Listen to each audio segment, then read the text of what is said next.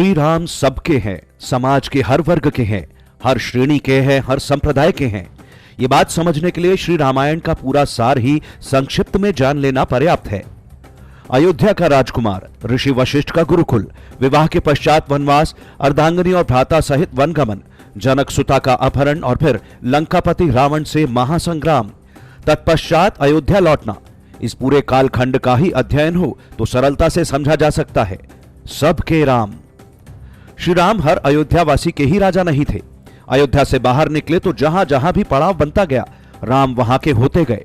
पंचवटी में कुटी बनाई तो संतों सन्यासियों के रक्षक हो गए। माता सीता के अपहरण के बाद खोज में निकले तो श्री राम परम भक्त हनुमान से लेकर अंगद और सुग्रीव के भी हो गए। वनवास में प्रकृति से भी वार्ता करते चले। वन के हर जीव प्राणी मात्र से उनका संबंध बनता गया। उदाहरण स्वरूप गिरिराज जटायु से उनका नाता कैसा था, यदि इस पर ध्यान देंगे तो समझ पाएंगे कि श्री राम ने लौकिक स्थिति से आगे जाकर भावनात्मक स्थिति के कारण संबंधों को सदा महत्व दिया। तब जो भी श्री राम का अनुसरण करता है उसके लिए समाज के प्रति यही दृष्टि रहनी चाहिए। मांस खाने वाले गीध समाज के अग्रज जटायु को श्री राम ने तात के स्थान पर रखा। माता सीता की खोज में मदद कर जटायु सहयोगी की भूमिका में थे और अंत में माता सीता की रक्षा में प्राण देने वाले जटायु रामायण के प्रथम बलिदानी बनकर सदा सदा के लिए अमर हो गए। इतना ही नहीं, श्री राम के तात जटायु का अंतिम संस्कार स्वयं प्रभु श्री राम ने अपने हाथों से किया। जटायु ने अंतिम श्वास प्रभु श्री राम की गोद में ही ली।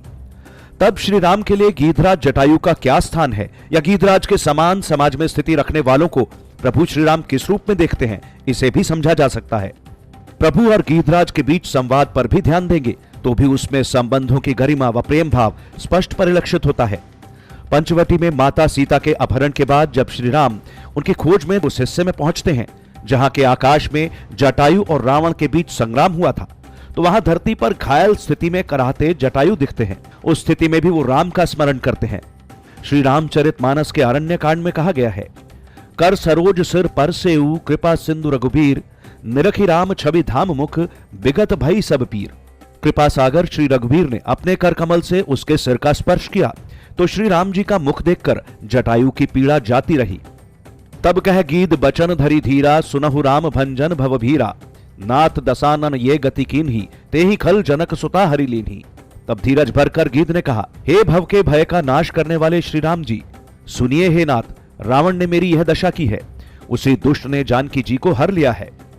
जटायु आगे कहते हैं, ले दक्षिण दिशि गयौ गोसाई, बेलपति अति कुररी की नाई, दरस लाग प्रभु राखेऊ प्राणा, चलन चहत अब कृपा निधाना। हे गोसाई, वह उन्हें लेकर दक्षिण दिशा को गया है। सीता जी कुररी की तरह अत्यंत विलाप कर रही थी। हे प्रभु, आपके दर्शनों के लिए ही प्राण रोक रखे थे। हे कृपा निधान, अब ये चलना ही चाहते हैं। श्री रामचरितमानस के अनुसार अब प्रभु श्री राम पहली बार संबोधन में उन्हें तात कहते हैं। चौपाई में लिखा है, राम कहा तनु राखहु ताता, मुख मुस्काई कही ते ही बाता, जाकर नाम मरत मुख आवा, अधमऊ मुकुट होई श्रुति गावा। सो ममलोचन गोचर आगे, राखो देह नाथ के ही खागे, जल भरी नयन कहीं रघुराई, तात कर्म निजते गति पाई। श्री राम कहते हैं, हे तात, शरीर को बनाए रखिए। तब जटायु मुस्कुराते हुए कहते हैं, मरते समय जिनका नाम मुख में आ जाने से अधम भी मुक्त हो जाता है, ऐसा वेद गाते हैं, वही मेरे नेत्रों के सामने खड़े हैं। हे नाथ, अब मैं किस कमी के लिए देह को रखूं? नेत्रों में जल भरकर श्री रघुनाथ जी कहने लगे, हे तात, आपने अपने श्रेष्ठ कर्मों से दुर्लभ गति पाई है। अरण्य कांड में आगे श्री राम कहते हैं, परहित बस जिन्ह के मन माही, तिन्ह कहूं जग दुर्लभ कछु नाही, तनु तिज तात जाहु मम धामा, देऊ काहु तुम्ह पुरन कामा। जिनके मन में दूसरे का हित बसता है उनके लिए जगत में कुछ भी दुर्लभ नहीं। हे तात, शरीर छोड़कर आप मेरे परम धाम में जाइए, मैं आपको क्या दूं?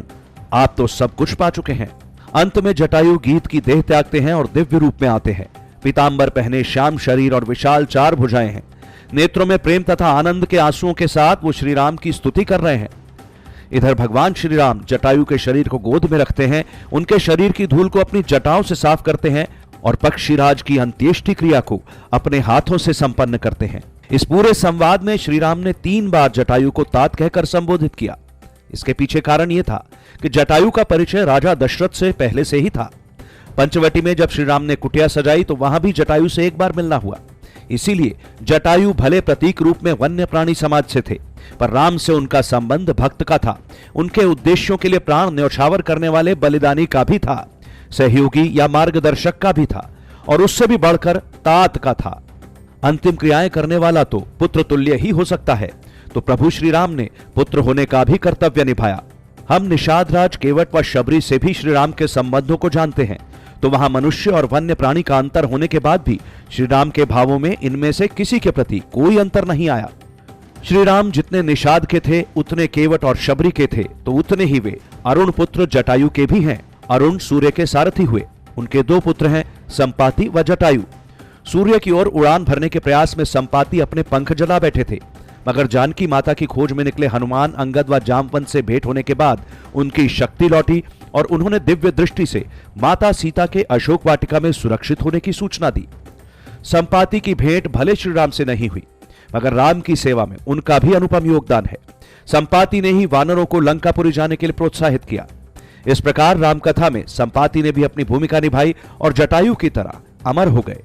यानी लौकिक मनुष्यों के जितने श्री राम हैं, उतने ही इस लोक के वन्य प्राणियों के भी हैं। जटायु और संपाति का सेवा भाव व परम भक्त हनुमान का समर्पण, ऐसे कितने ही उदाहरण हो सकते हैं, जिनका अध्ययन गहराई से करेंगे तो पाएंगे सबके राम।